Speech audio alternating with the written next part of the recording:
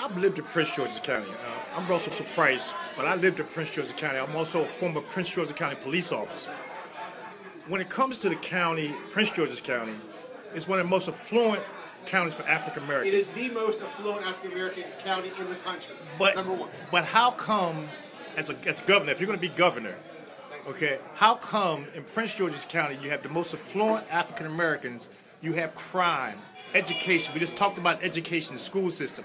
Why is that not where it should be when you have that kind of influential African Americans? And as governor, what would you do to maybe try to change that?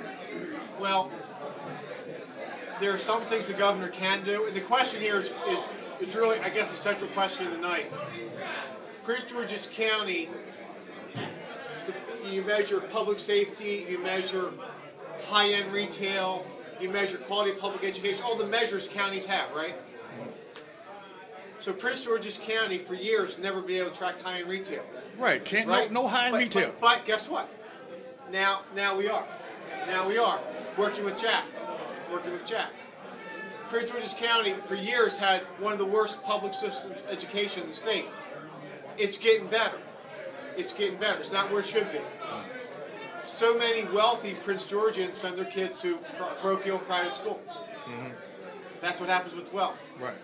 But you also have a great deal of wealth in this county that's federal government dependent. Vendors, contractors, you all know. That's where the wealth in the county really is. So it's a little bit different kind of wealth. It's a lot of wealth dependent on the federal government. Right? I'm pretty bullish about Prince George. Just as Bobby's a native, things are getting better here. As far as the crime, the car thefts, it's directly related to your proximity to Washington, D.C., and everybody knows it. And that's what the police will tell you. And I don't know, there are all sorts of strategies out there. We work with local police. We gave them grants, hot spots, and all that. I don't have a magic wand for that. But if you become governor again, okay, just for instance, like you say, Prince George's County trying to attract high-end businesses. The Boulevard, for instance, less than 6 years old, 7 years old, gone. People lost a lot of money. Tragedy. I mean, we're talking about. I mean, this is under the previous government that we have right now. But I'm saying to you, what's going to happen? You become governor.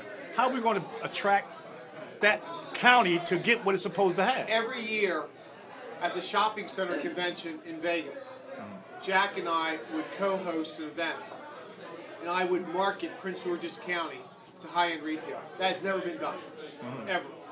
And we had some successes here.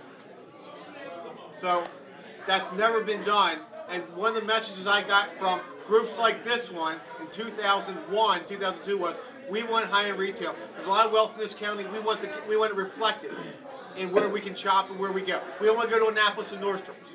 Right.